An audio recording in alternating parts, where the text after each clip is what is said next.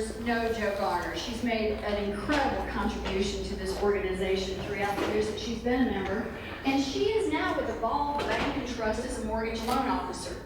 Since 1984, or 84 to 87, she took a sabbatical and she went to Maine to study to get her real estate education, and then came back to Memphis in 1990, bought and sold financial discounted mortgages. But believe it or not, she has over 20 years of experience in the mortgage business. Her top priority, no surprise to those of you who know her, it's her family. Her mother and her sister's family still living in West Tennessee. She's been living alongside two dear friends for many years, and there are three of them, and they have three cats, one apiece, I suppose. Her hobbies are playing drums for the worship team in church, and also sailing off the coast of Maine with friends every chance she gets. Activities of interest, well, this won't surprise you, she enjoys networking, and not only with BNI, but with Talk Shop every week. And also she does a little networking on air too. Every Saturday she hosts the Real Estate Mortgage Shop program on AM 600 along with friends as co-hosts. She's a resident of Germantown and, is it Saco? Saco, Maine. Saco, Maine.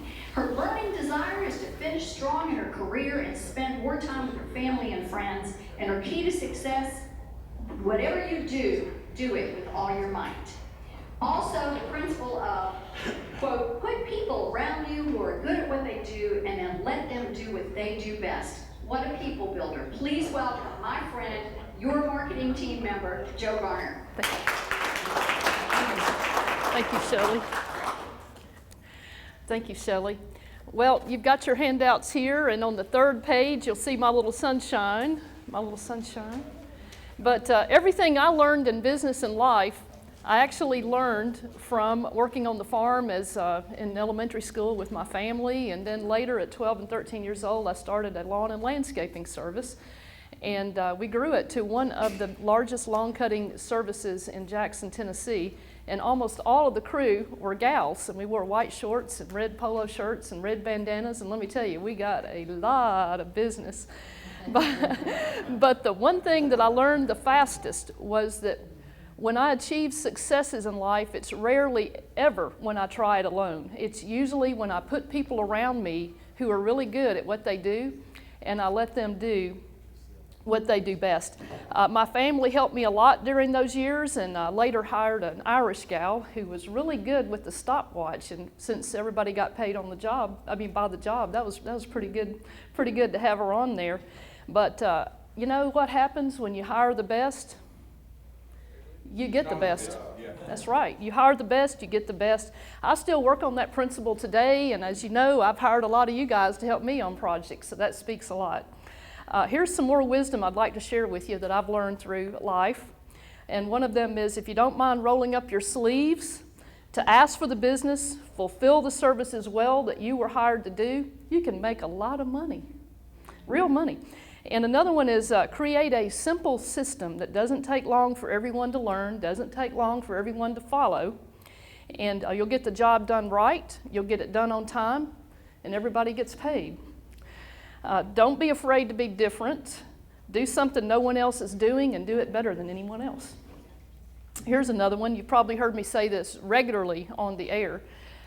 Make your plan, work your plan. If the deal works for you today, do it today. And there's one last saying that I've learned through life, and that is that adventure can take you anywhere, but romance will keep you there. Yeah. And today I'm still learning new things every day in the mortgage business.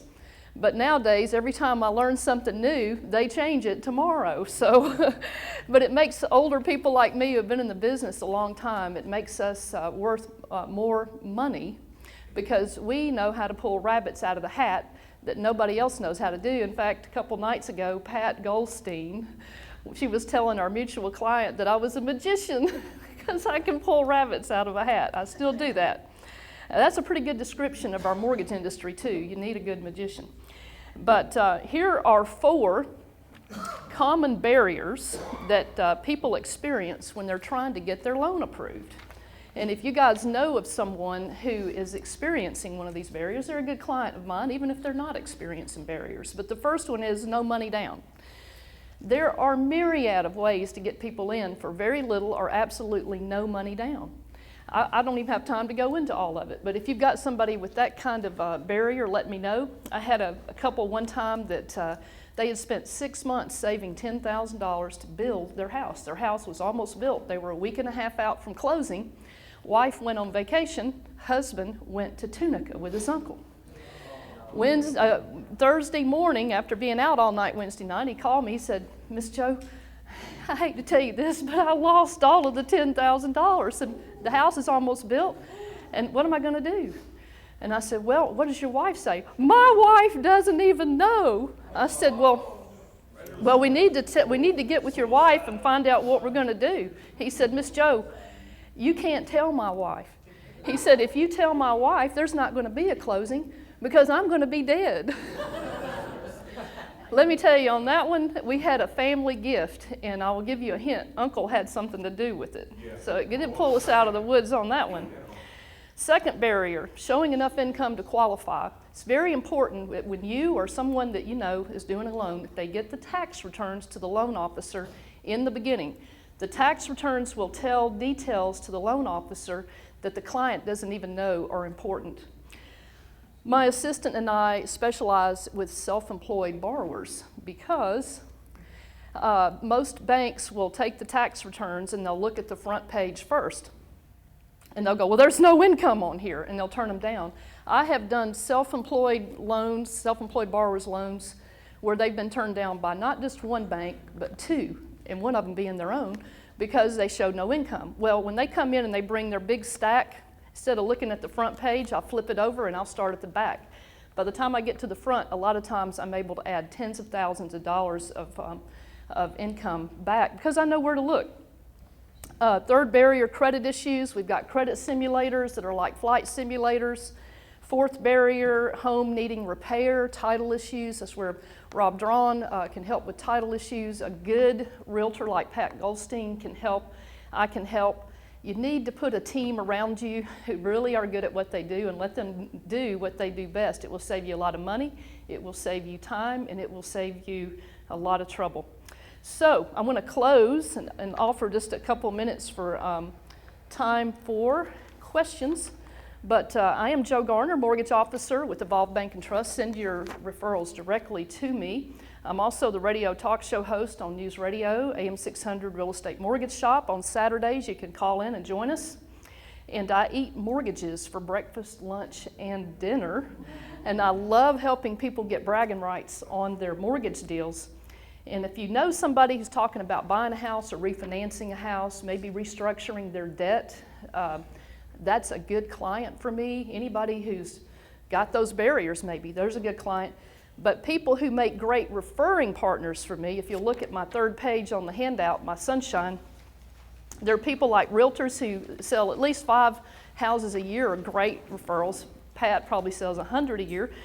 And builders, CPAs like Garrett, wealth advisors like Mark Ruhlman, and those family attorneys, those are people who are in front of families who are making financial decisions. If you can write on my sunshine, on one of my little rays there, somebody that you think might be a good referring partner for me or a good industry, please give those to me after BNI. Do you have any questions?